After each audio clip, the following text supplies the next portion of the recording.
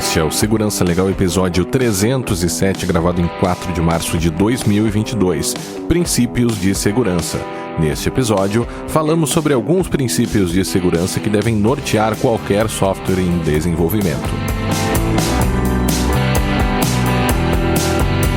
Segurança Legal, com Guilherme Goulart e Vinícius Serafim. Um oferecimento Brown Pipe Consultoria.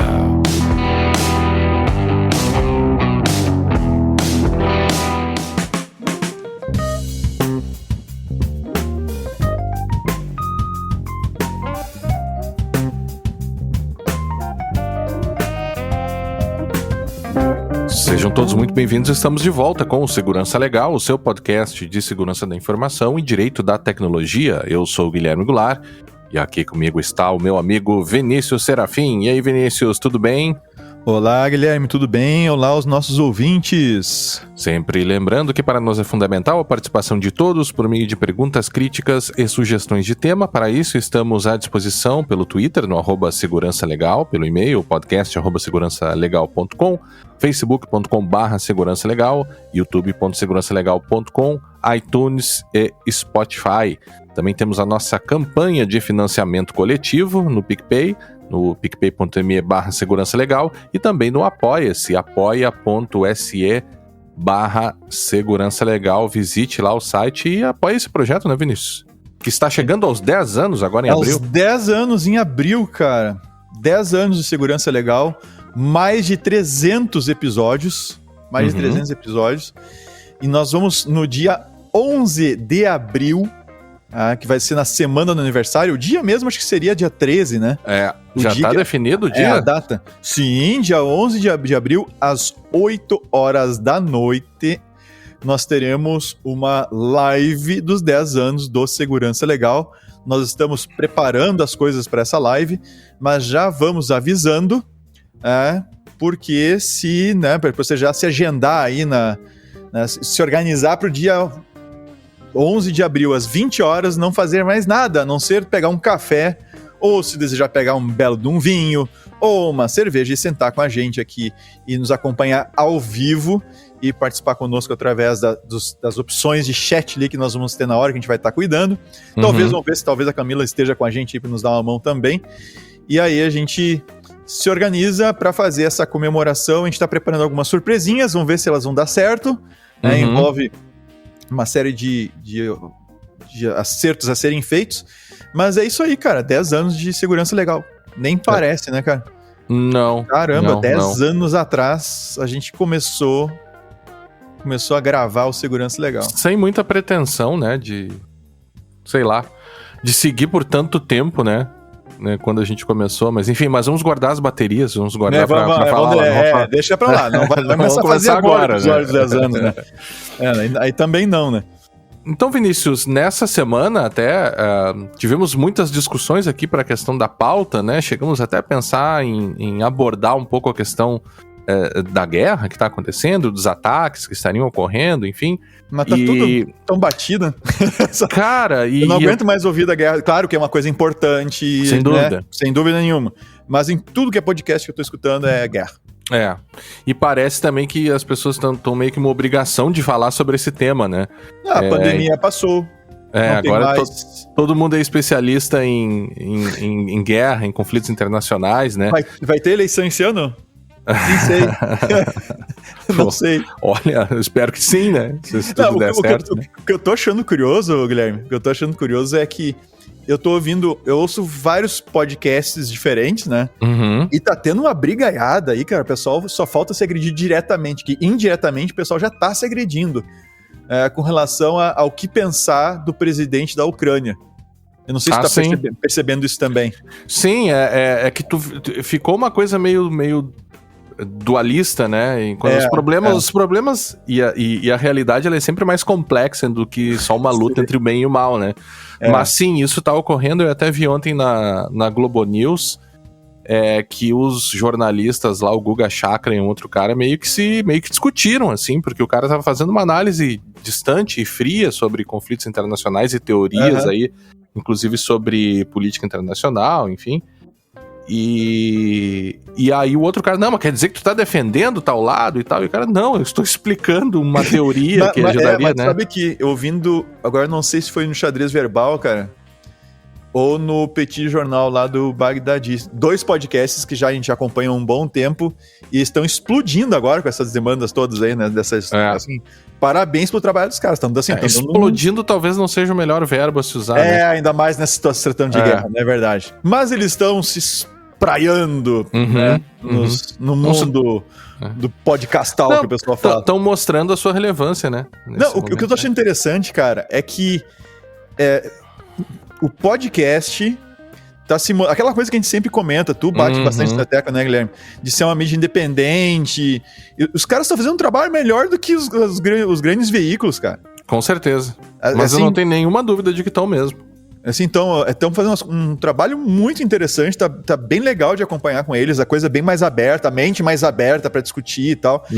Enquanto o pessoal quer cravar, não importa de que lado ou não, mas estão tudo querendo cravar. Não, é isso, não, é aquilo. E, inclusive, agora não lembro se foi qual deles que comentou, em qual dos 2 podcasts que eu ouvi, que eles colocaram... comentaram que um professor, cara...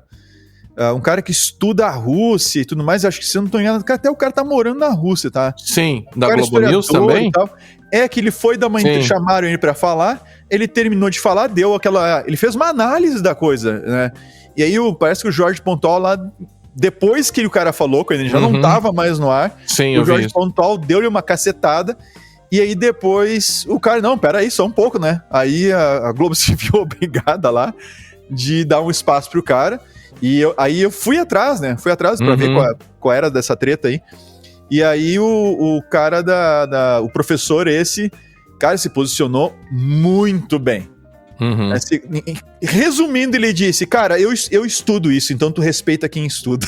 Essencialmente foi isso que ele disse.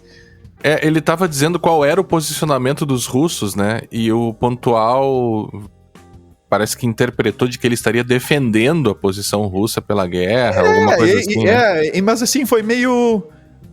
Eu acho assim que... Eu não tô dizendo que o Pontual é um cara arrogante. Eu não conheço o Pontual, tá? Se eu conhecesse... Naquela história, tu xinga a pessoa, tu não conhece ela. Daí tu chega, conversa com ela, toma um café... Não, mas ele foi... não é tão ruim. Mas ele agiu naquilo que eu vi de uma maneira bem arrogante, né, cara? Assim, e é muito fácil tu destruir tu dar uma cacetada dessas quando tu tem uma história... Toda a mídia ali pra ti e tal. Tem um grande espaço... Menos mal que rapidamente abriram espaço pro professor falar, né?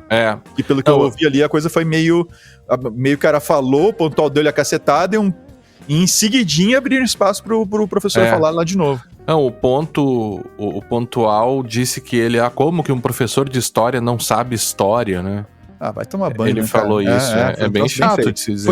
Foi muito chato. Mas, Vinícius, então, fechando esse parênteses aqui, né? Contudo, entretanto... Que é a coisa de repente, deixarmos pelo menos o tempo passar um pouco antes de sairmos aí falando sobre guerra, até porque, se a gente fosse falar sobre essa questão de cyberguerra, né, que é um dos temas que tem sido abordado aí, também um pouco do uso do Telegram, para desinformação e para divulgação de desinformação durante o conflito, mas para falar sobre cyberguerra não é bem o nosso tema de estudo, né? Então a gente teria que trazer alguém aqui que estudasse isso, que pudesse, enfim, agregar algum conhecimento realmente, né, de uma pessoa que estuda para falar aqui no podcast. Até se alguém conhecer alguma pessoa que estuda cyberguerra que esteja aí envolvido, quiser nos indicar e tal, ficamos aí com os microfones abertos. Mas hoje não é o café, hoje nós temos o tema principal, depois de 10 minutos aí dessa breve digressão do tema guerra, que é relevante, né, apenas para não passar batido. E hoje a gente decidiu falar sobre princípios, o título tá Princípios de Segurança, ou premissas de segurança. Ou premissas de segurança. E acho que uma das primeiras questões que você pode começar é a própria tradução, né? Porque nós estamos falando aqui de um livro cujo título é Design Secure Software, a Guide for Developers. E ele fala sobre os Security Design Patterns, né? Que seria padrões, né? Mas a gente né, como tradutores de Araque que somos, né, porque a tradução é uma coisa séria. Não, a tradução é uma coisa séria, tem pessoas que estudam tradução, né? Mas aí tu não chama de Araque, tu diz assim, minha livre tradução. A tradução de fundo de quintal. É um nome bonito de dizer... Não, pronto, escolhemos de novo fundo de quintal. Mas aqui é um nome bonito de dizer na tradução de Araque, de Araque, né? Em livre tradução. O livro, só para ficar bem claro, vai estar no show notes lá. Assim, recomendo fortemente o livro, principalmente para quem desenvolve, tá? Designing Secure Software, A Guide for Developers, do Loren Kornfelder, tá? E da No Start Press, a editora. Vai estar lá nos show notes o link para ele. Obviamente que não é para o PDF, tá? É o link para você comprar o livro. O livro está aqui em minhas... não posso mostrar, a gente não tá gravando vídeo, que pena, é uma pena. Mas, assim, tem meio que um Robocop todo desmantelado na frente, assim, é bem, bem legal o livro, é uma capa azul, assim, um azul mais para um roxinho, e é um livro, cara, muito bom, muito bem organizado, e essa questão dos princípios, que ele chama de patterns, né, dentro do livro, é um trechinho, é um assunto lá dentro. Eu achei muito interessante a maneira como ele organizou, e é algo assim que volta e meia, já há anos, a gente comenta vários desses princípios. A gente chama de princípios, tá? Ou máximas, alguns chamam de máximas de segurança e tal. Ele coloca como pattern, só que traduzir pattern para o português, a gente tem que traduzir como padrão. Então, aí a gente achou melhor princípios ou premissas de segurança, né? Para desenvolvimento de software seguro. Então, nós vamos trabalhar, né? Conversar um pouco sobre essas premissas. Você sabe que tem uma frasezinha, assim, um brocardo que é tradutore traditore, que é o tradutor é traidor. Porque a tradução sempre é uma segunda obra, né? Quem até na faculdade, na medida do possível, não pega a tradução, vai no original, porque vai no original. Tem traduções que são muito ruins, e na literatura se fala e se estuda. A nossa querida professora de inglês, né, Vinícius? A Maria Rita, que estudou, enfim, tem letras, ela conversa muito com a gente sobre essa questão da tradução, enfim, mas apenas só para deixar o tradutor traidor aqui. Vinícius, vamos lá. Eu acho que a gente pode começar na ordem que você colocou aqui mesmo, dentro desses princípios e dessas premissas, sendo que a primeira é a redundância, algo que é bem conhecido já em segurança da informação, né? Eu só vou fazer uma ressalva aqui, porque eu não vou estar lendo o livro, obviamente, tá? Eu vou citar aqui, vou tecer alguns comentários sobre o que é a definição, seguindo mais ou menos o que o autor colocou, obviamente, para não deturpar também o que ele está querendo colocar, mas na medida do possível linkando com situações que podem acontecer na realidade, assim, exemplos mais bem práticos, tá, da coisa. Então, vai ter coisas que eu vou falar aqui que não vão estar no livro, e vão ter coisas no livro que eu não vou necessariamente falar aqui. Então, de novo, fica a recomendação do livro. A primeira delas, Guilherme, que na verdade, ela tá classificada, tá?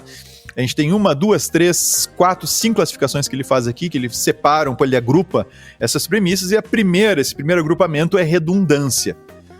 E redundância vem com duas velhas conhecidas nossas, né? A primeira, separação de privilégios. O que é separação de privilégios, né? É você dividir entre papéis, entre usuários, tá? A responsabilidade ou os poderes que você tem dentro de um sistema. Então, o exemplo mais fácil que tem, assim, o mais comum, tá? Ele vai se chocar um pouquinho com a questão do mínimo privilégio, tá? Do privilégio mínimo, o menor privilégio possível. E aqui também é outro princípio, uma premissa que a gente vai ver logo adiante. Ele se choca um pouco com isso, mas é a ideia de, na medida do possível, eu poder separar etapas ou responsabilidades ou poderes entre diferentes atores. Sabe aquela história de vou lançar um míssil nuclear? Já que nós estamos falando em... Não sei, nem quero saber. Nem quero saber. Mas lembra aquela história dos filmes e tal? Lá chega lá, tem as duas chaves, tem que ser viradas ao mesmo tempo e tal. Aquilo ali, tu tá separado, tu não tá dizendo assim, olha, o Vinícius sozinho pode. Precisa o Vinícius e mais o Guilherme para executar aquela ação. Então, na medida do possível, ou seja, onde factível, né, tu não deixar que um único ator, um único papel possa fazer absolutamente tudo, né, e separar, ou seja, dividir essas etapas de um mesmo processo entre 2 ou mais atores. Então, por exemplo, se a gente vai fazer uma operação numa conta empresarial, é muito comum lá você ter níveis de acesso e você dizer assim, o Guilherme pode cadastrar as operações, uma operação de transferência, um Pix ou coisa parecida. E o Vinícius tem que aprovar. O Vinícius, ou vice-versa. Agora, nem o Guilherme nem o Vinícius podem sozinhos fazer a operação até o final. Então, isso é uma forma de dividir responsabilidade, de dividir poderes, e tu evitar que alguém comprometendo a senha do Guilherme consiga, né, as credenciais do Guilherme consiga fazer coisas que não deveria. Então, separação de privilégios tanto quanto possível e adequado no ambiente, né, no software especificamente está sendo desenvolvido. Mas é interessante que, via de regra, a gente fala em redundância se referindo a outra coisa, né? Sobretudo de infraestrutura, né? E aqui o sentido da redundância é outro, né? É tu ter redundância, por exemplo, tu ter mais de uma etapa para conseguir chegar até a conclusão de um processo. E essas etapas dependerem de mais de uma pessoa, de mais de um ator. Quando eu digo pessoa, é pessoa mesmo, né? Agora, quando eu falo ator, pode ser 2, 3 sistemas de uma empresa se comunicando, e um tem que aprovar, e o outro isso, e outro aquilo. Então, tu pode ter, assim, essa redundância no sentido de ter etapas que não dependem apenas de um processo inteiro, que não depende apenas de um único ator na brincadeira. E é interessante porque revela essa compreensão dele de redundância, né? Revela um pouco a questão do grau de abstração desses princípios, né? Que a gente até comentava antes, né? Porque quando você começa a falar em princípios ou premissas, você pode ter coisas muito específicas, né, muito objetivas, ou coisas mais abstratas. Ou seja, você tem graus de abstração ainda, né? Quando tu fala em patterns, quando tu fala em padrões de desenvolvimento, aí a questão fica ainda mais clara, porque não é incomum tu ter padrões de desenvolvimento que dizem assim, olha, quando tu usar um número randômico, não sei onde, tu vai ter a biblioteca assim, assim, assim. É uma coisa. Ou quando tu for fazer armazenamento de dados, não sei o que, tu vai usar essa estrutura aqui. Então tu pode chegar até num ponto de entregar código pro cara dizendo, ó, isso aqui é o padrão. Que nós vamos utilizar. Ou tu pode ter algumas indicações ou uma coisa mais abstrata. Aqui nós estamos falando chamando de princípios até, porque é algo bem mais abstrato. Ótimo. Mas que, obviamente, tem implicações diretas na implementação, né? E também envolve tudo isso, ainda na redundância, a defesa em profundidade, né? Que também é outra história bem conhecida da gente. Também muito comum se falar muito, quando a gente falava em Network Security, né? A mesma coisa ainda permanece. Mas em desenvolvimento de software, a gente está de novo falando de mecanismos que acabam, que se complementam. Então, o exemplo mais fácil de compreensão desse cara aqui é a questão de senhas, né? Credenciais de acesso. Então, o que se recomenda que tu faça? Que tu tenha um controle da qualidade das senhas dos usuários. Para que eles não possam usar senha como senha. Ou teste 1, 2, 3, ou coisa parecida. Esse é um mecanismo para evitar que se use senhas fáceis e que o atacante descubra a senha. Só esse mecanismo é suficiente? Não é. Porque você pode, de repente, exigir senhas fortes, mas você não faz o throttling, não faz limitação de tentativas de login, por exemplo, e aí, por mais que tenha qualidade de senha controlada, um atacante que tenha tempo e recurso suficiente, ele pode ficar tentando até que ele descubra uma senha, ainda que teus padrões, né, a tua qualidade de senha torne a tarefa um pouco mais difícil. Então, o que tu faz? Tu limita o número de tentativas. Tentou 3, bloqueia por 5 minutos até uma nova tentativa. Errou 3 seguidas, bloqueia por 5, ou bloqueia a conta, depende do cenário, tem que se analisar de cenário a cenário, senão daqui a pouco você cria uma situação para um ataque de negação de serviço, tá? Tem que tomar bastante cuidado. Principalmente se o nome dos usuários é previsível, aí tem que tomar cuidado mesmo, tá? Porque daí é muito fácil sair tentando entrar nas contas, sair bloqueando as contas de propósito e gerar todo um trabalho de atendimento ao usuário depois lá para desbloquear as contas. Então, a gente pode usar controle de senhas, da qualidade das senhas, limitar o número de tentativas e ainda, se a gente quiser mais uma segurança para evitar que alguém fique tentando quebrar as nossas senhas, ainda que tenha um limite de tentativas, a gente pode usar um segundo fator de autenticação. Uhum. A gente pode pensar nessa defesa em profundidade. Eu nem considero defesa em profundidade coisas feitas no front-end. Depois a gente vai falar da questão da confiança, tá? Uhum. Mas defesa de profundidade feito lá atrás no back-end. Lá tu tem teu back-end que acessa o banco de dados. Tu não vai deixar o teu próprio back-end acessando, né, o teu middleware ali, teu software no meio do caminho lá no servidor, acessando o banco de dados com uma senha, por exemplo, do sysadmin, saca? Viola o princípio do menor privilégio, que a gente vai ver adiante e tal. Tu vai usar ali também, botar algumas barreiras de segurança ali para evitar que se faça alguma coisa, se acesse o banco de dados de maneira indevida. E tem que ter segurança contra injeção de código. Daqui a pouco tu tem um SQL injection no teu middleware que acessa teu banco de dados. Então, meu amigo, não dá para confiar em um único mecanismo. A gente vai acumulando mecanismos e vai tendo o que a gente chama de defesa em profundidade. Assim, é uma coisa bem natural, bastante conhecida já de um bom tempo. Uhum.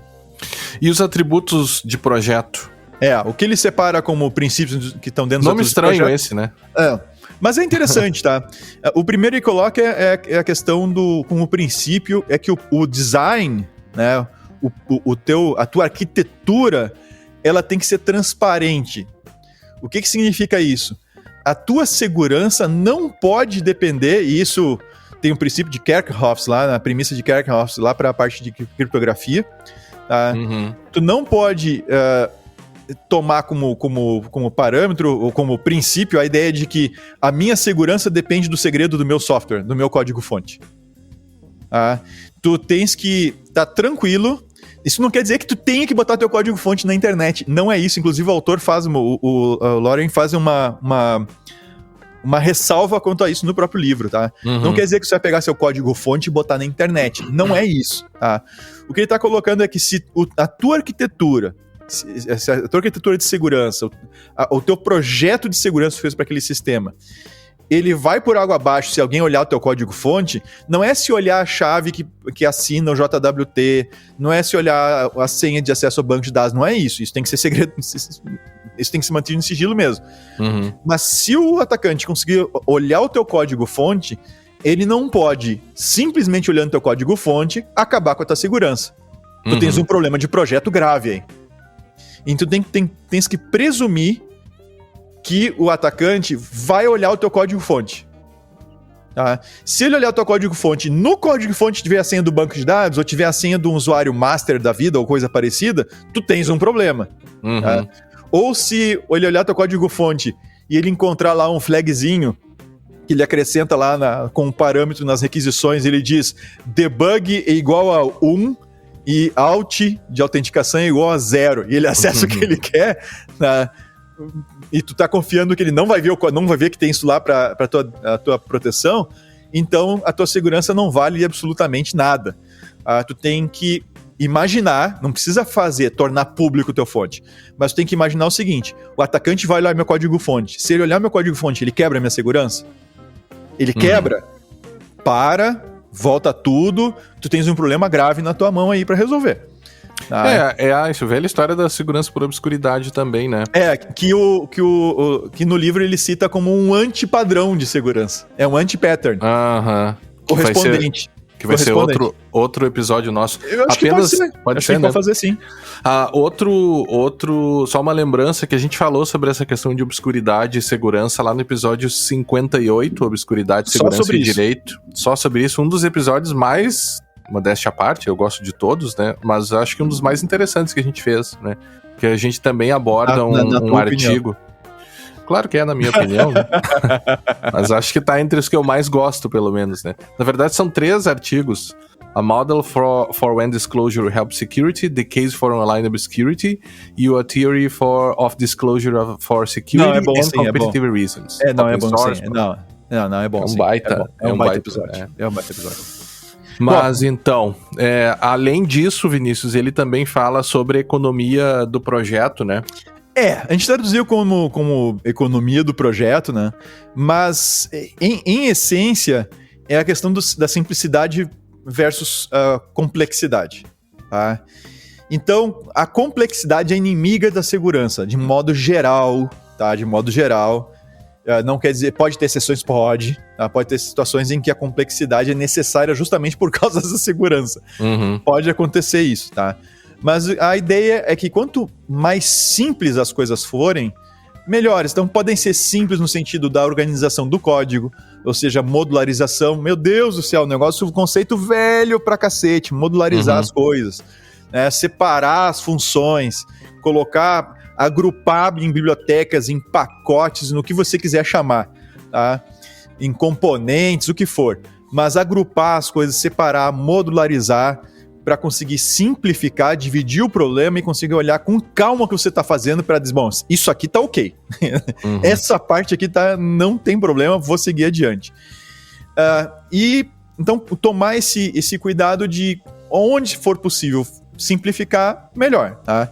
Às vezes, Guilherme, até eu comentava isso com o pessoal aqui no escritório hoje de manhã, a gente estava falando sobre desenvolvimento e às vezes o que acontece? O pessoal quer fazer os desenvolvedores que em programa quer fazer uns negócios assim, muito ninja, assim, no estruturar o código, fazemos otimizações no texto.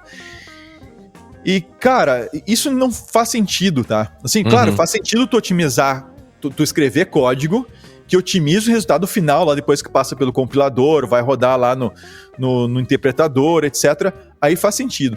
Agora, tu escrever um código não digo macarrônico, mas assim, bem escrito, mas todo cheio de mnemônicos e coisas que tu não consegue entender para usar, em vez de escrever uma variável com um nome decente, tu usa uma variável de 3 letras, e todas as variáveis têm 3 letras, né? E tu faz construções muito malucas ali, em vez de fazer coisas mais simples, isso também atrapalha a questão da segurança. E a gente tem que se dar conta que hoje, né, com os interpretadores e com os compiladores, etc., a não ser que a gente faça coisas muito erradas, assim, que realmente vão prejudicar a execução, via de regra a gente é livre, cara, para entupir. Bom, comentário nem se fala, entupir de comentário o nosso código e fazer as coisas de maneira mais, como é que eu vou dizer assim, prolixa possível. Mas eu quero economizar digitação. Então tá, faça rápido e faça mal feito em termos de segurança. Então faz com calma, deixa a coisa o mais clara possível, porque é melhor escrever mais, que vai ter mais informação, do que eu depois ter que ficar traduzindo lá de dentro. Isso até como é que é a questão? A semiologia, né, Guilherme? Que eu acho que estuda essa questão dos símbolos. Sim. Isso, dos símbolos, né? Eu lembro do Tangos e Tragédias, do saudoso Tangos e Tragédias, do show que a gente tinha em Porto Alegre. Como é que a gente chama? Tangos e Tragédias era um espetáculo. Era um espetáculo de teatro, né? De teatro com música. Fantástico, assim. Procure na internet, quem não conhece, era muito legal. O cara morreu, infelizmente. Um deles já faleceu. E eu lembro num cartaz um outdoor que eles botaram em Porto Alegre, que eles escreveram assim, era SMPR, MSM e SHW. Aí tu olhava, cara, tu batia o olho no outdoor, tu lia sempre o mesmo show. Só que tava faltando símbolos ali, mas a informação ainda tinha símbolos suficiente para passar a informação do sempre o mesmo show que eles diziam. E literalmente, tá, gente? Era sempre o mesmo show, e se não fosse o mesmo show, você ia ficar decepcionado. Tinha que ser o mesmo show. Então eles botaram sempre o mesmo show, tirando símbolos da coisa. Então, claro que tu pode representar a mesma informação com uma menor quantidade de símbolos. Tu pode fazer o mesmo programa escrevendo menos. Só que daí, tu menos informação, tu dificulta o entendimento. Então, cara, vai desenvolver, cara, seja prolixo, se escreve lá, deixa que o compilador e o interpretador se vire depois. Claro, não faça coisas, obviamente, erradas, no sentido em termos de arquitetura. Mas tem que escrever. Sim, isso simplifica, isso ajuda na simplificação também da coisa, tá? Só que eu acho que tem outro elemento aí que... Esse é um elemento até de administração de empresas, né? Sobre como a simplicidade pode contribuir para a eficiência de processos de negócio, né? E é interessante quando a gente trabalha com LGPD e começa a olhar para alguns processos de negócio das empresas, né? E eu acabo dizendo, a gente acaba dizendo, né, para os clientes, e é verdade mesmo, não é... Não, só faltaram só faltava não ser verdade e ficar mentindo. Não, eu quero dizer que não é um argumento de negócio, assim, mas é um argumento muito verdadeiro, que é o seguinte: quando você começa a olhar os processos para LGPD, assim, uma coisa lateral que acontece, né, é você começar a ver que alguns processos são mal construídos ou que tem uma série de etapas absolutamente desnecessários, que poderiam ser muito simplificados, né? Sim. Com um olhar externo. Essa é uma questão que vai envolver BPM, vai envolver a teoria da administração de maneira geral, que é bem a nossa área, né? Para quem nos escuta, só para saber, é BPM. São 3 letras horrorosas, então é Bravo, Papa, Mike. Isso. Business Process Modeling. Não, Management. Modeling, tem o BPMN, que é o Modeling Notation daí.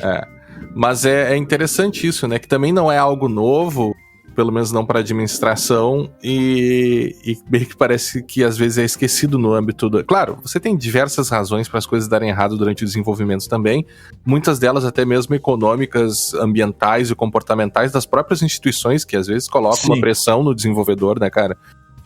Não tem como afastar esse aspecto também, né?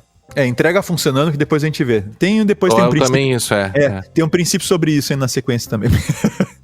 Vamos pro minimização? Vamos. Minimização da exposição. Um outro agrupamento que ele fez, minimização de exposição, né? E aí ele começa com uma coisa que é bem interessante, tá? Tu trabalhar com allow lists em vez de deny lists, tá? O que significa isso? Em vez de tu dizer tudo que o cara não pode, entende? Olha, Guilherme, tu não pode fazer tal coisa, não pode, eu vou explicitar aquilo que o Guilherme não pode fazer. E o que eu disser que ele... o que eu não disser que ele não pode fazer, ele pode fazer. Tá? Ou seja, isso é uma lista que a gente diz, uma lista permissiva. A gente já comentou outras vezes aqui nos nossos episódios que as nossas leis, elas são permissivas. No sentido, nosso sistema legal é permissivo. Ele não diz o que eu posso fazer. Ele não vai lá e diz, Vinícius, tu pode comprar um carro, tu pode ter uma bicicleta, tu pode andar de bicicleta. Não, ele não diz isso. Ele diz o que eu não posso fazer. O que é crime, o que é contravenção, ele especifica isso aí, né, Guilherme? São os tipos penais, a coisa toda. E isso no direito privado, né? Tu pode fazer tudo que a lei não proibir, porque no direito público pro Estado é o contrário. É o contrário, mas beleza, então vamos pegar... Tá. Mas eu estou pegando no privado. Tá. Eu sabia que eu estava pegando no privado. Então, assim, é permitido no sentido que eu digo aquilo que não pode e todo o resto que eu não citei pode. Então... uma coisa que eu queira fazer, seja ela qual for, se não tá em algum lugar dizendo que não pode, eu posso fazer. Certo? Isso a gente não deve utilizar num sistema, tá? Num sistema, o que a gente deve ocupar? O que a gente vai fazer? Um controle de lista proibitivo, um controle de acesso proibitivo. Ou seja, tudo é proibido, a não ser aquilo que eu explicitamente dizer que pode ser feito. Tá? Por quê? Eu dou um exemplo. Imagina que você está construindo uma API. Tá? Você está construindo uma API lá no seu back-end. Aí você diz assim, não, eu vou... E olha que tem vários frameworks que fazem as coisas justamente assim, tá? E eu vou lá na API, alguns tu pode configurar, então tem que tomar cuidado também com essa configuração, o que ele faz por default e como é que tu configura. Mas tu vai criar uma API. Tu vai entrar, vai ter vários métodos que tu vai poder chamar. Tá? Vários métodos tu vai poder chamar. Então o que vai acontecer? Eu vou deixar por default, tudo liberado, e aí eu vou dizer quais que tem que ter autenticação para acessar, ou quais que tem que ter um nível mais alto de permissão, ou eu vou assumir que toda a minha API, toda ela é bloqueada e exijam, por default, o maior nível possível de usuário. E aí, não, mas isso aqui eu quero deixar que o meu cliente final acesse. Aí eu vou lá e libero. Isso aqui eu posso deixar acesso anônimo. Aí eu libero. E não o contrário. Então, por default, tudo bloqueado, tá? E eu, se não preciso fazer nada, tá bloqueado. Aí, se eu quiser liberar para alguém, para algum papel, etc., eu vou lá e vou ter que ser explícito quanto a essa liberação. Tá? Então, é algo bastante interessante. Outra premissa ali que diz respeito à minimização de exposição a ideia é que a gente colete, trate, trafegue, armazene as informações estritamente necessárias. Então, obviamente, que dá de cara aqui, a gente pensa logo em LGPD, Claro. Não tem como não pensar nisso. Tá? Mas a coisa não é só a questão da LGPD. Vamos supor que você fez toda lá aquela parte da LGPD, ajustou os processos, definiu as informações, teu sistema está direitinho e tu só tem no sistema a informação que tu precisa. Ainda assim esse princípio se aplica. E aí entra a questão do próprio Banco Central. Essa confusão que não eu acho só para te interromper, mas é que não é todo o sistema também não, que vai tratar... Se é só para interromper, não, aí não me interrompe. Agora, se tu vai falar alguma coisa, é só para interromper, não dá, né? Sim. Não, eu quero dizer que não é todo o sistema que vai tratar dados pessoais, né? Então, essa é uma premissa óbvia, né? Claro. Mas, ao mesmo tempo, tratar menos dados, né? Ou ainda se você estiver no âmbito de dados que vão ser protegidos em face de outras legislações ou de outras necessidades, né? Sei lá, algum segredo industrial ou coisa do gênero, tu ainda vai aplicar esse princípio do mínimo de informação, né? Claro. Se por um lado, para a LGPD também é um princípio que a gente fala que é o princípio da necessidade, ou seja, tu é obrigado a fazer isso, tu é obrigado a considerar os princípios da LGPD no teu desenvolvimento. Por outro lado, mesmo que tu não tivesse isso para situações fora da LGPD, ainda segundo a exposição dele, é um princípio, né? Claro. E aí tu tem coisas bem pragmáticas. A gente teve a situação aí do Banese, da Acesso, que a gente gravou esses dias aí sobre a questão do Pix, do PixLeaks. O que entra aí nessa questão das exposições, né? Inclusive o Banco Central se atentou a isso, começou a cobrar mais fortemente isso também das instituições, dos provedores de serviço de pagamento. Que é a questão de, olha, só manda pro front-end, só manda lá pro aplicativo a informação que tu realmente tem que mandar, não fica mandando mais informação. Então o que estava acontecendo? O geralzão aí aconteceu com o Banese e tal. Tu vai lá, faz uma consulta por uma chave Pix usando um celular, vê se aquele número tem uma chave Pix ou um CPF, e ele te retorna o nome completo do cara, o CPF dele, o número do banco, o número da agência, o número da conta, informações desnecessárias. Bom, alguns PSPs, algumas dessas entidades com seus aplicativos, não estavam mostrando a informação na tela. Uhum. E, no entanto, ainda assim a informação estava sendo enviada para o front-end. E essa coisa é tão óbvia, tá? Que quando a gente vai lá no ASP, API Security Top 10, tá? Top 10 é bom. Top 10 lá do API, do ASP API Security, a gente vai encontrar, eu acho, só ver qual é o dele aqui, o API 3 é justamente, né, o número 3 é justamente exposição excessiva de dados. Uhum. Então, minimizar os dados que você trata, que realmente, como o Guilherme colocou, não é só questão da LGPD, mas é minimizar, por exemplo, o tráfego de dados. Se tu vai, por exemplo, tu vai fazer um usuário se loga, tu quer dizer bom dia, Vinícius, quando ele se loga, tu não precisa nem mandar o nome completo do usuário pro sistema, tu manda só o primeiro nome. Uhum. Só precisa do Vinícius, tu manda só Vinícius.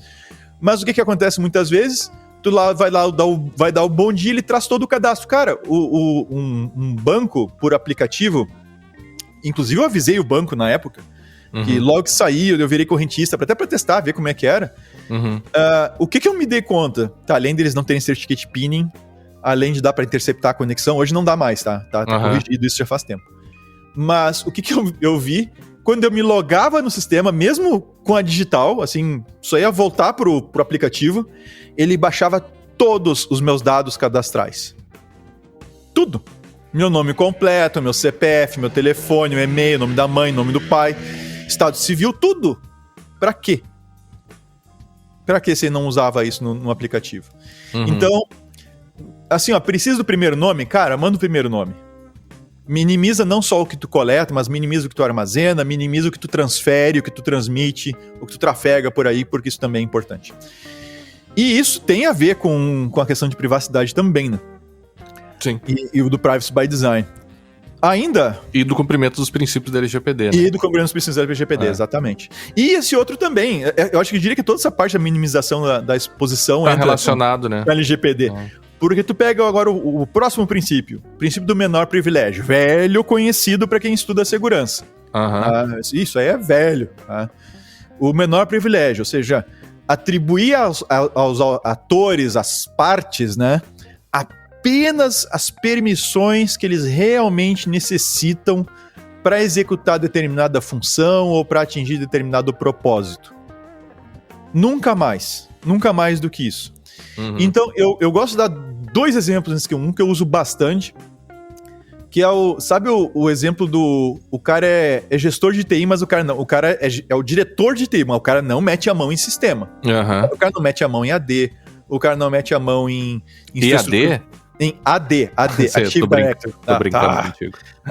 O cara não mete a mão em infraestrutura na nuvem, o cara não mete a mão em nada dessas coisas. Mas como ele é o diretor de TI, a continha dele tem acesso full a tudo. Pra quê? Se ele não precisa disso pra função dele. Então, só porque o cara só porque o cara naquele setor é a maior autoridade, digamos assim, no organograma, ele tem que ter a senha de acesso a essas coisas? Não, ele não tem que ter acesso a essas coisas. Não necessariamente. Cara, se ele não vai meter a mão, ele não precisa. Mas se um dia alguém, cara, cria um outro usuário, mete isso no envelope, toca ele num cofre e era isso. Ou divide a responsabilidade em mais gente na tua equipe. Ou troca a tua equipe. Se tu não confia na tua equipe também é um outro problema bem sério, porque tu tá na mão dela. Então, a questão do menor privilégio, esse é um exemplo. Outro é com relação a papéis em um sistema. Então, os usuários... Poxa, o usuário só precisa entrar lá para fazer uma consultinha lá simples para verificar se o cliente está em dia ou não. Então, vou dar um exemplo simples. Ele pega o número do cliente, larga lá e o sistema diz, ok, está em dia. Ou não está em dia. É suficiente. Mas, de repente, esse cara tem acesso para inserir novos clientes, alterar clientes, enviar documentação, baixar documentação e blá, blá, um monte de coisa que ele não usa, que ele não precisa, aquela pessoa não precisa disso. E um belo dia a credencial de acesso dela é comprometida e pronto, alguém vai lá e baixa todos os seus arquivos e acabou. Deixa eu te fazer uma provocação aqui até de fundo meio existencial desse nosso episódio, talvez, né? É o Bujanra Goulart. Cara, isso não é óbvio demais, hein? Cara, é óbvio pra cacete, mas não acontece. Esse é o problema. Porque o grande... Até eu conversava com um amigo nosso, que eu acho que eu penso em convidá-lo pra vir gravar uma hora com a gente. Eu tava conversando com um amigo, não vou citar o nome dele, que eu não disse pra ele que eu ia sim, né? Sim, fica surpresa, né? Fica surpresa, né? Ele vai saber que é ele. Mas a gente tava conversando sobre infraestrutura e tal, analisando algumas situações, e aí eu comentei com eles, cara, eu vou te dizer uma frase agora que eu vou usar no podcast. Agora tu também vai me dizer que tem a ver com a guerra lá do coquetel Molotov, mas enfim. Mas essa coisa de gerenciar segurança, tanto na parte de quem desenvolve, quanto na parte de infra, a coisa tá chegando num nível tão complexo. Até esses dias o pessoal da RNP divulgou, fez uma publicação no Twitter, até vou retweetar lá para o pessoal ouvir depois, ler depois. Citou uma frase que eu falei num evento. Não, foi o pessoal do Iris, não foi? Do Iris? Eu acho que foi. Acho que foi o Iris, sim, cara. Foi um evento do Iris. Eu tô confundindo. Sim. Foi evento do Iris, é verdade. Foi o pessoal do Iris. Um beijo pro pessoal do Iris. Um abração, um beijão pra vocês aí. E aí o seguinte, cara, eles citaram a frase que eu falei de que a coisa vai ficar tão complexa e vai ficar difícil de lidar. E não é que vai ficar, já tá. E eu tava brincando com esse amigo nosso aí, colocando assim, cara, o cara da segurança, ele tem que ficar fazendo malabarismo com um coquetel Molotov, né, cara? Ele não pode deixar cair nenhum. E se um que caia já era um baita de um problema, porque manter a infraestrutura atualizada, se manter a par de tudo que está acontecendo no que a gente, em termos de containers, virtualização,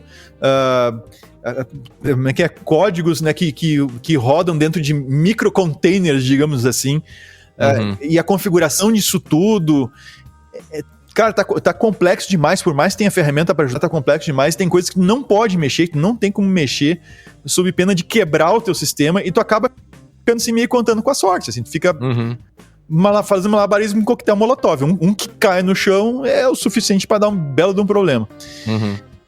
Então é isso, assim, bom. Sim. É óbvio, mas... Às vezes o óbvio precisa ser dito também, né? Sim, sem dúvida. No direito a gente fala muito sobre isso também.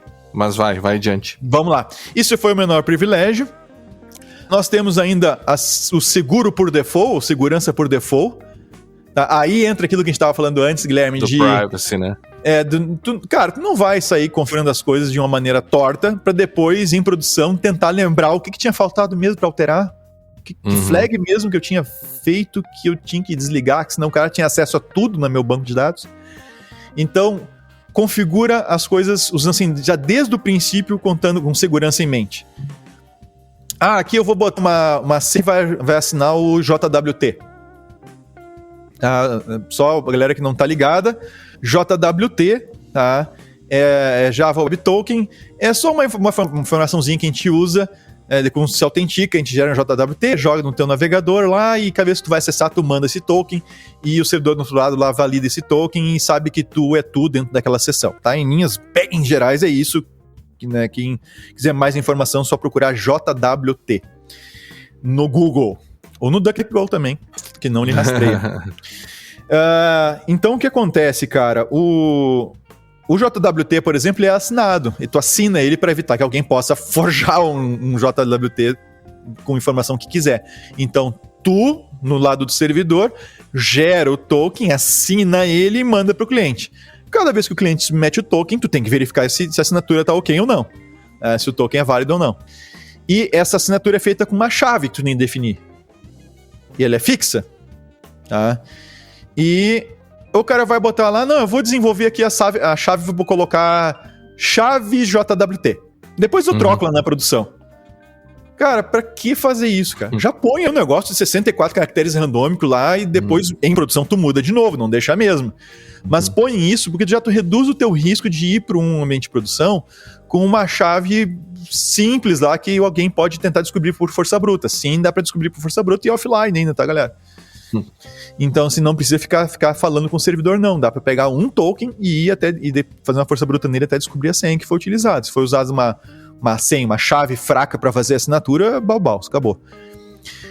Então, esse é um ponto bastante importante, ou seja, configurar as coisas de forma segura, já por default, já de cara. Se não for possível, num ambiente isolado, não exposto na internet, até que vocês consigam configurar de forma segura, e aí vai para produção. Tá? Um exemplo prático desse amigo aí que a gente estava conversando é containers com sistema de arquivos read-write ativado. Se a coisa tivesse sido feita desde o início com read-only, arquivos temporários, etc., já estariam sendo gravados em outros lugares e não no próprio file system do container. E aí ele poderia deixar o container read-only. Um atacante invade, ele não vai conseguir alterar nada no disco, no file system do container. Mas agora, que iniciou com read-write, o pessoal já está escrevendo coisas da coisa, ele não pode bloquear, senão para a aplicação. Então, por default, inicia com a segurança mais alto nível possível, que vai te poupar trabalho depois. Depois talvez tu não possa ativar a segurança que tu queria ativar. Falhar de forma segura, aqui, como princípio, é tu tratar todas as exceções. Assim como nos aviões, né? Claro que avião é mais complicada a coisa, mas sim, tá? Dá um problema no sistema lá do avião, bom, ele não pode simplesmente travar a manete lá numa certa posição para botar o avião em mergulho e acabou. A Boeing fez isso com um MKs lá deles, mas fez. Foi aquela caca dos Boeing caindo, não sei se tu lembra. A brincadeira foi que eles botaram um motor maior, mais econômico, se eu não estou enganado, e para esse motor maior funcionar legal, eles tiveram que botar um pouquinho para cima e um pouquinho mais para frente. E só que isso tinha uma tendência de fazer o bico do avião, o nariz do avião apontar para cima. E aí então eles botaram o sistema. E aí a história é bem legal, tá? Pesquisem isso. Aí os caras queriam evitar de ter modificações muito.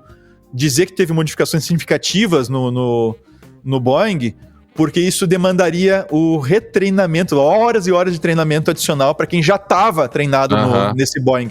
Então, para evitar isso, eles botaram um sisteminha, que a ideia é que o sisteminha deveria corrigir automaticamente essa... E aí, dois caíram. Né? Aí dois caíram. E aí, quando... agora a gente corrigiu. Aí foram testar no simulador, falhou de novo o negócio. Ainda bem que foi no simulador, né? Nos que caíram, ele fez o cara apontar o nariz pra baixo, Aí ele mergulhou, e depois que eles corrigiram, entre aspas, aí foram ver lá no simulador, aconteceu o contrário, ele fez estolar, ele apontou o nariz pra cima, estolou e caiu também. Mas isso no simulador, né? Mas procurem a história aí que é bem interessante, tá? Como que a correção de um bug pode levar a outro bug, e como às vezes o atalho sai mais caro do que fazer a coisa do jeito direito. Que foi não que é isso que se estuda em intolerância a falhas? Sim, intolerância a falha, sim. Aí entra o safety, né? A gente tem aí aquela velha questão de palavras, o security e o safety. São coisas diferentes em inglês, e quando tu traduz para o português de forma direta, tu tende a traduzir pela mesma palavra, e não é, são coisas diferentes. Uma coisa é segurança de funcionamento e outra coisa é segurança, né, o security mesmo que a gente fala. Bom, mas o falhar de forma segura, você tem que controlar exceções, a questão do sistema de arquivos em read-only, ou somente para leitura, né, num container, é uma forma de falhar de forma segura, ou seja, dá um problema lá qualquer, não há como isso afetar arquivos gravados em disco, porque está read-only mesmo, não tem como acontecer. Então, havendo problemas, acontecendo coisas que você não consiga prever, você tratar ou ter alguma coisa que lhe proteja de eventuais consequências, eventuais falhas. Tratamento de exceção é típico em software, tá? Você tem que tratar todas as exceções, todas elas. Mas eu não quero ter que escrever um erro diferente, né? Mas não tem problema, trata aquelas que são relevantes para você, gera os erros relevantes e tal, e aquelas que fogem do teu controle, dá uma mensagem genérica de erro e log aí a informação completa, mas não manda log, não manda na tela do usuário. Não manda na tela do usuário o stack trace da tua aplicação, não faz isso, tá? Não deixa uma exceção que tu não previu jogar informação sobre o teu sistema de erro e tudo mais direto para o usuário. Isso aí tá o ASP cheio de recomendação para não fazer isso. E por fim, na questão do mínimo de exposição, evitar ser previsível. E aqui é bem interessante essa questão de evitar ser previsível. O que evitar ser previsível? Geração de chaves de criptografia para qualquer tipo de uso tem que ser gerado de forma randômica, direitinho.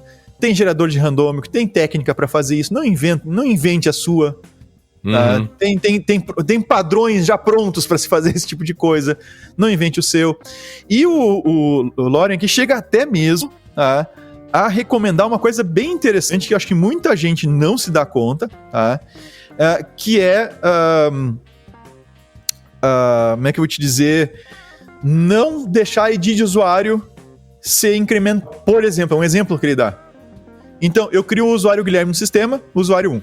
Crio o usuário Vinícius no sistema, usuário 2. Crio o usuário aqui no sistema, usuário 3. E assim por diante, tá?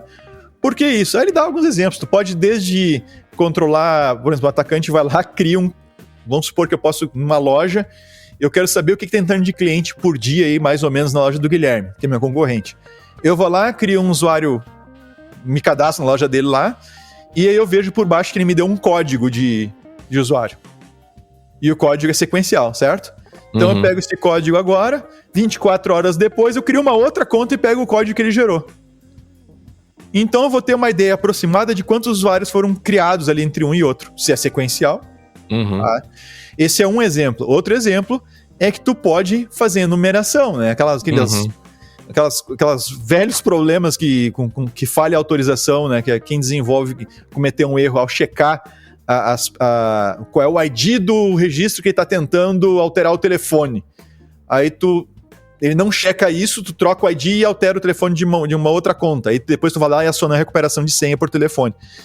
Então, esse tipo de coisa, um ID que é incremental, não é randômico de usuário, por exemplo, me permite facinho e tentando alterar os telefones de usuários por ID à vontade.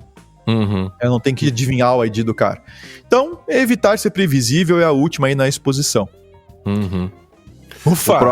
O próximo é confiança e responsabilidade. Cara, confiança e responsabilidade. E a primeira, que é relutância em confiar, ou não confiar facilmente, ou confiar desconfiando, tem a ver com... Lembra que a gente falou daquelas bibliotecas, dos pacotes lá no Python, Lembro, no NPM e tal, que era de fontes duvidosas, alguns eram já malware mesmo, era código malicioso e tal. É mais ou menos isso, ou seja, é mais ou menos isso, é isso também. Então, por exemplo, tu jamais eu preciso de uma biblioteca aqui para mostrar um QR Code na tela. Aí tu vai lá, a primeira que tu encontra, tu baixa, instala e deu. Cara, tu não sabe, tu viu o código dessa biblioteca? Tu viu o que ele fez? O que ele faz? Tu sabe? Mas como é que eu vou olhar tudo? Bom, então faz o seguinte, tu vai ter que dar uma olhada numa fonte que tu possa confiar. O repositório público de pacotes não é um lugar que tu possa confiar cegamente. Então esse é um problema. A gente usa muita coisa pronta e não tem como escapar disso. Então a gente tem que cuidar das fontes. Eu vou confiar em quem? No momento que vocês pegam um código feito pelo Vinícius para embutir no software de vocês, para fazer qualquer coisa, mesmo que seja para mudar a cor de uma linha, mesmo que seja só isso, vocês têm que olhar o código para ver se não tem alguma coisa estranha lá. Ou simplesmente confiar no Vinícius. E a questão da confiança, ela é muito mexida com a tecnologia, né? No direito a gente fala um pouco sobre isso, lá no direito do consumidor, sobre como a ausência física, né? A falta de presença física muda completamente o paradigma da confiança e muitas vezes só resta, pelo menos para o usuário, confiar. A gente está confiando o tempo todo, né? Que é a mesma coisa na nuvem. Todo mundo confia na nuvem sem nem saber onde é que as informações estão direito, né? A depender, claro, do sistema de serviço. E é difícil falar em confiança, né? Quando você começa a acumular a questão da confiança com os outros problemas, né? Ou seja, o cara já tá apostando na obscuridade, o cara já acha que, né? Ele já acha que ninguém vai achar aquilo ali, ele já tem desrespeita a questão do menor privilégio e tal, e ainda, né, tem toda essa questão de ele confiar ainda demais, né? Confiar cegamente. Confiar cegamente em coisas em código que ele baixa e confiar no que vem do usuário, né, cara? A velha história que a gente fala do front-end, a gente fala pra todo mundo isso, cara, o front-end é do atacante, não é teu. Tu não tem controle do front-end. O front-end é do atacante, ele vai fazer o que quiser com o teu front-end. E muitos desenvolvedores já disseram isso pra gente. Não, mas o usuário não vai. Isso aí foi possível porque tu sabe, mas o usuário não teria condições de fazer, né, não, o usuário não vai fazer. Quem vai fazer é o cara que vai te roubar, é o cara que vai vazar teus dados, é o cara que vai parar a tua operação. É esse cara que vai fazer, não é o teu usuário. Sim. Então, assim, jamais confie no que vem do usuário, jamais confie no que vem do front-end. Então, eu brincava com o pessoal hoje de manhã aqui, dizer assim, tu vai dizer para o usuário, informe seu nome. Aí o cara coloca lá, abre e fecha lá script, mete script lá, abre. Mas por que os caras vai fazer isso? É que tá. É justamente o que o atacante vai fazer. Bom, então relutância em confiar, tomar muito cuidado no que você está trazendo para dentro do projeto. E é a questão do supply chain, tá? E tem muita empresa que os desenvolvedores vão usando biblioteca assim, lá vão ter, assim, e vou usar essa aqui, vou usar aquela lá. E quem é que para ver se aquilo lá é confiável? Quem é que para checar se a biblioteca tá ok? Quem é que faz esse controle depois se foi encontrada alguma vulnerabilidade ou não naquela biblioteca? Bom, vamos adiante. Aceitar a responsabilidade pela segurança, tá? E aí o exemplo que ele dá aqui é a questão da equipe do front pensou que a equipe do back ia fazer a segurança e vice-versa. O cara do front, não, eu não preciso me preocupar aqui no front-end, porque lá no back-end eles vão controlar o que vai parar na base de dados e tal. Aí o pessoal do front, não, eu não preciso checar aqui, porque lá no front-end já estão fazendo a validação dos dados, já estão fazendo o controle se o cara está metendo um script, já está fazendo tudo lá no front-end. E todo mundo achava que estava todo mundo fazendo e ninguém estava fazendo. Então, não importa se está no front, não importa se está no back, assume para ti e põe o que for possível colocar de mecanismo de segurança ali, tu tem que colocar. O que for possível e adequado. No front as opções são mais limitadas, dá para fazer uma série de coisas, mas o front, de novo, o front é do atacante.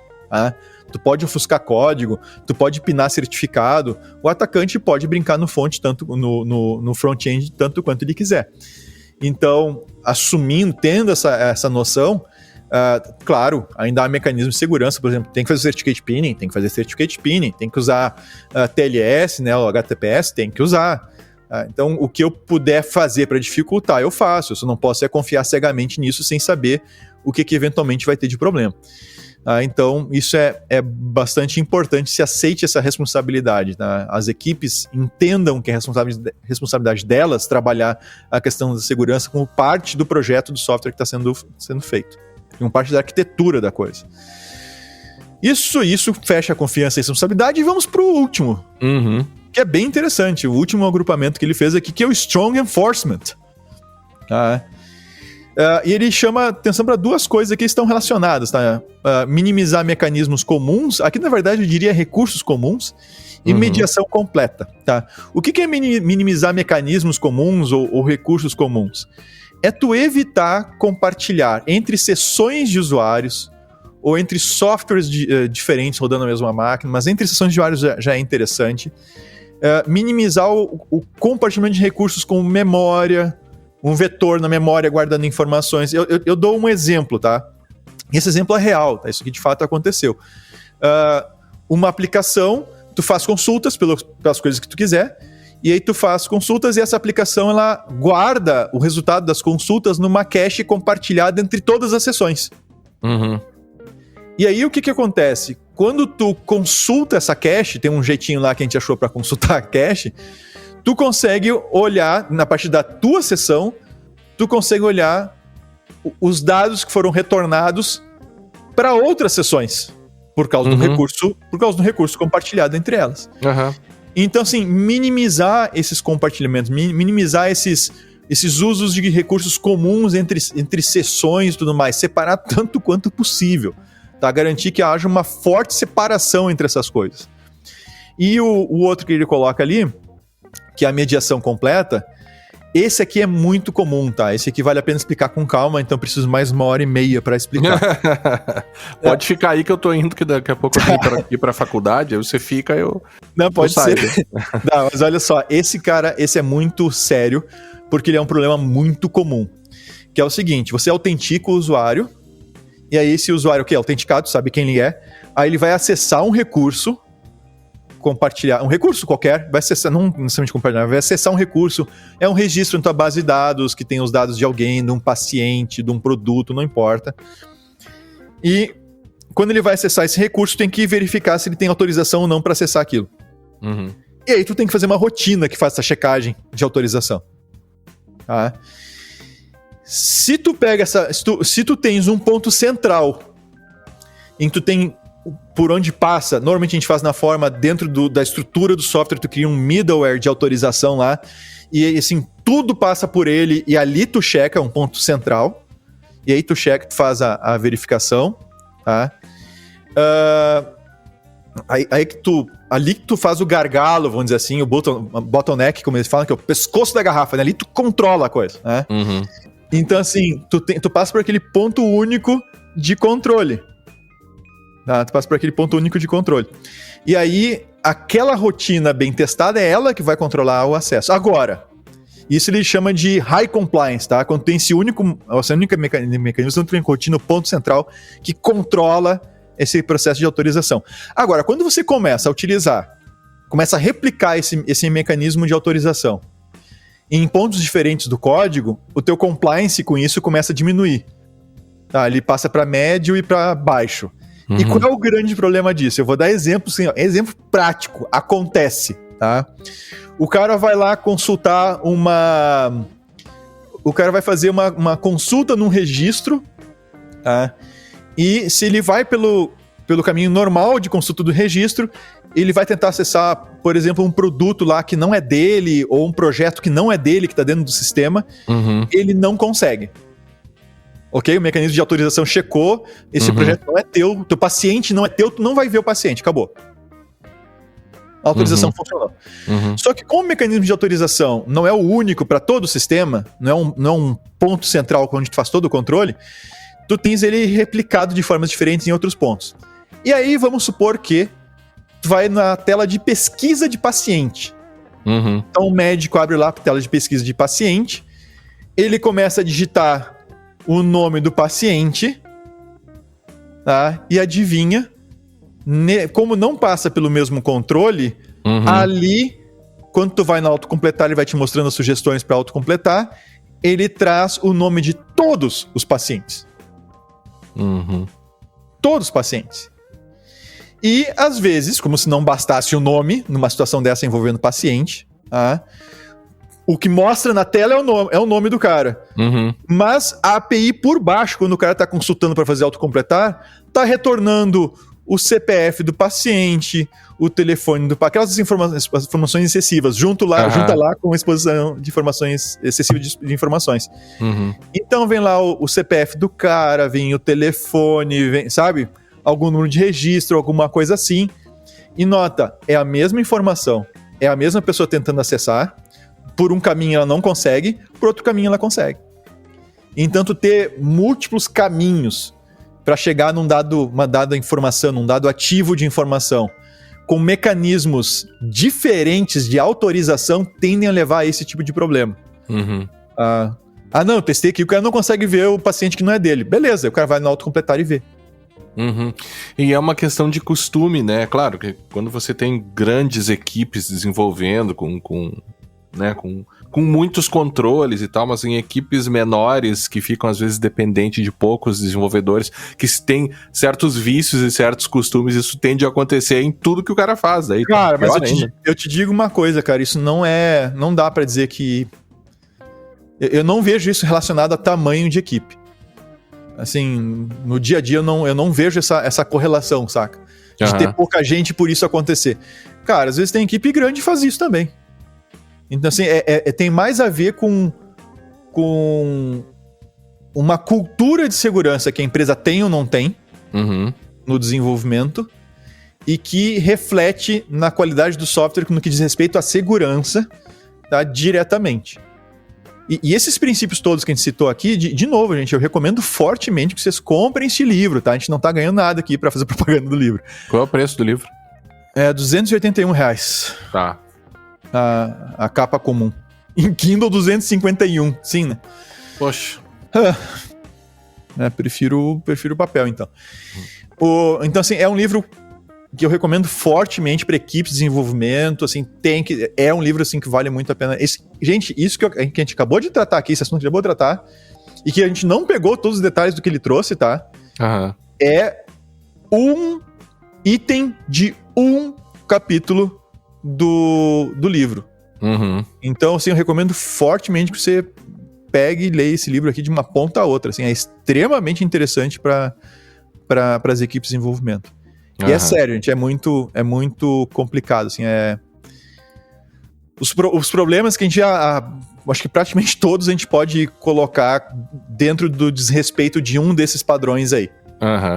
É assim, quase tudo, 99,9% desrespeitou algum desses padrões foi desrespeitado. Então dá uma olhada no livro lá, ou pega do que você ouviu aqui, anota no papelzinho, assim, põe no muralzinho, assim, procura lembrar disso. Mas se puder, dá uma olhada no livro que vale a pena. Tá bom. Era isso, Vinícius? Era isso, cara. Isso, né? Era isso. Como ficou um episódio mais técnico, eu gostaria de reafirmar a minha observação que fiz lá atrás sobre como é óbvio, né? Porque mesmo eu que não sou desenvolvedor, claro, atuo já com segurança, trabalho com tecnologia há muitos anos, mas não sou desenvolvedor, né?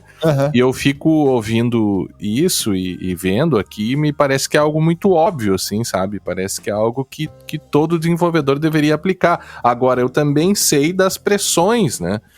Que os ambientes colocam sobre os desenvolvedores, né? Então, eu acho curioso, assim, eu gostei de ouvir tu falando sobre isso.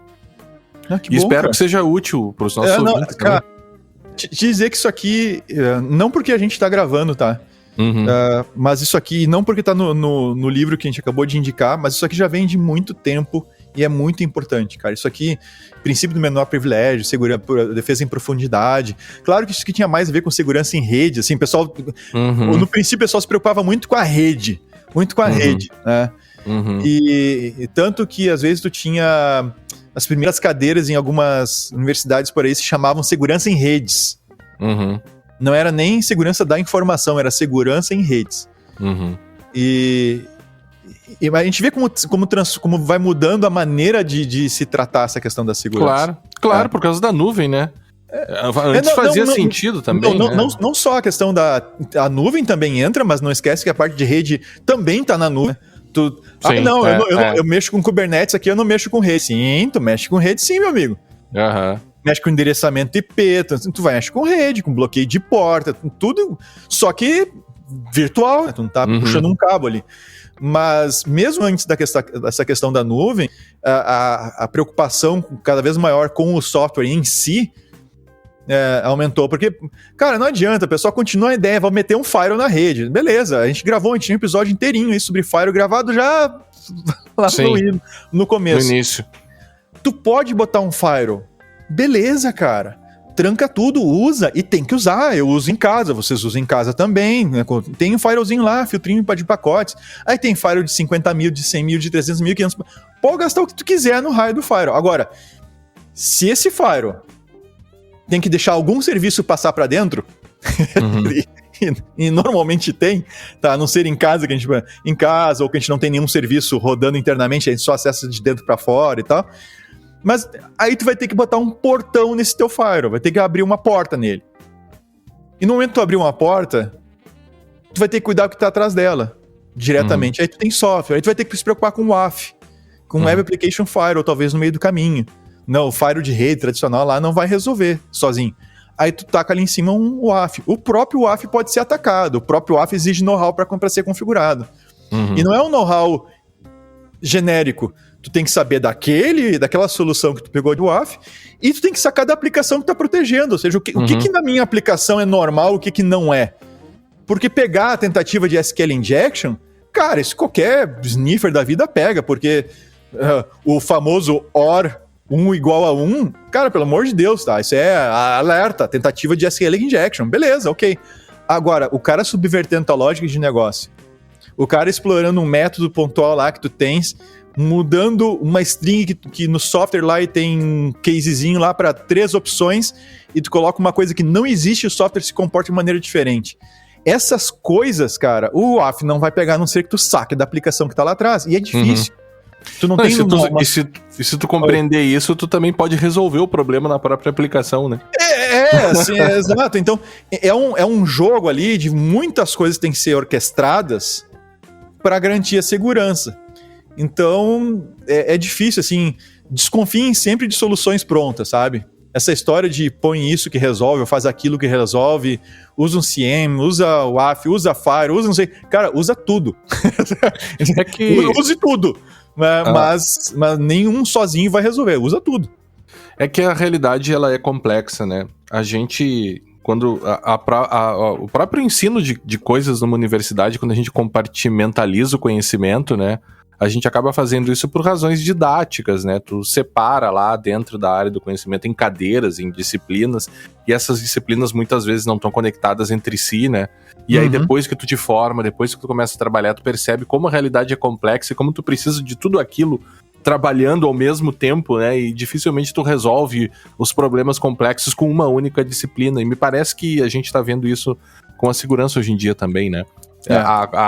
Como a complexidade é uma inimiga da segurança. E aí você tem, eu falei sobre faculdade agora, mas também é uma questão de formação, né? Sobre como a gente olha para os nossos profissionais, sobre como a gente olha para os nossos cursos, né? Sobre como a gente olha para a qualidade do que está sendo ensinado para as pessoas, né? E isso não acontece só na TI, na segurança, acontece no direito, acontece na medicina, acontece e por aí vai, né? Acho que é uma questão muito brasileira também. Eu acho que não é só brasileiro não, viu? Eu acho que tem uma complexidade maior aqui pela qualidade do nosso ensino se comparado com outros países, né? Mas assim, uma coisa que é um movimento meio geral, assim, agora vai faltar referência pra coisa, mas a gente andou até discutindo isso um tempo atrás, Guilherme, dando uma lida sobre algumas situações que estavam aparecendo, inclusive o que algumas pessoas estavam dizendo, da dificuldade da formação dos estudantes, né? A questão do problema do plágio meio geral, assim, não só no Brasil, nos Estados Unidos o pessoal tendo problema com isso. O que eu vejo agora, assim, a gente pode até um dia gravar isso, convidar alguém da área da pedagogia, sabe, da área do ensino, assim, fazer uma discussão um pouco sobre isso. Uma dificuldade que eu vejo, um problema que eu vejo bastante grande, especificamente na área de TI, de segurança, sabe? Desenvolvimento.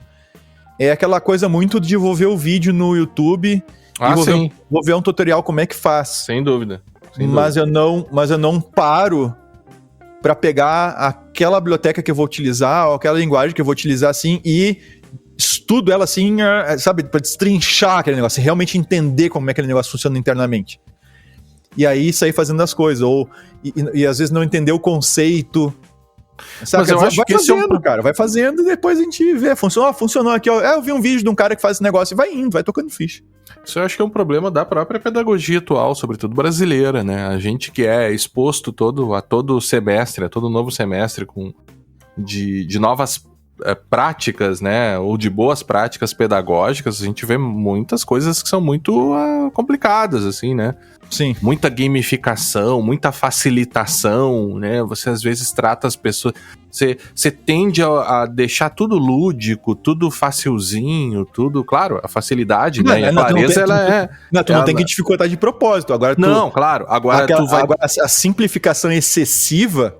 Ela acaba. E aí, eu tava falando essa semana nas aulas, a importância da gente pegar obras difíceis para ler no direito e da gente sair dessa posição apática e passiva de ficar vendo vídeos no YouTube para tudo, né? Uma coisa é tu ver um vídeo no YouTube para consertar a tua bicicleta, sei lá, né? Agora, outra coisa é você se viciar na simplicidade. Até tem um professor chamado Lenny Streck, gaúcho, que ele diz, e ele brinca muito e critica muito essa coisa no direito, né? Tem tudo manual de direito civil simplificado, não sei o que, direito em quadrinhos, direito em mapas mentais.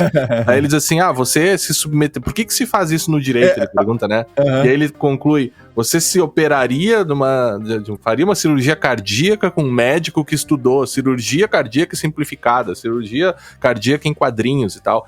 E ele ressalta muito essa incapacidade que a gente tem no ensino superior de lidar com a complexidade. E a realidade tá lá, a realidade não tá nem aí pras tuas dificuldades. Eu acho... Agora eu vou... Minha última fala sobre esse assunto, porque a gente já tá fazendo um outro episódio. E eu acho que o grande problema, eu creio que o grande problema tá em dificuldade de abstração, no final das contas. Pensar de forma abstrata, para poder refletir e aí depois, efetivamente, botar a mão na massa e fazer com aquelas premissas que tu avaliou como sendo válidas, como sendo verdadeiras, e aí a partir delas tu fazer lá o teu software, desenvolver, etc. A coisa é muito deixa eu ir fazendo aqui, tem o videozinho do cara que mostra, não sei fazer tal coisa, eu cato lá no tutorial, o cara vai lá, faz, e cara... Aí... É um pouco também, aplicando, eu já termino, mas se a gente for aplicar para medicina, os absurdos que a gente viu durante a pandemia, também um monte de médicos que não sabe o que é método científico, por exemplo. Né? Sim, exatamente. E algo que você usa... Mataram metodologia científica, cadeira. Tão odiada, né? Tão odiada. Tão odiada e tão importante, né? Assim como a segurança, tão odiada e tão importante. Vamos terminando, Vinícius. A gente se empolgou aqui, já estamos 1h20 quase. E agradecendo aqueles que nos acompanharam até aqui, esperando que a gente se encontre no próximo episódio do podcast Segurança Legal. Até a próxima. Até a próxima.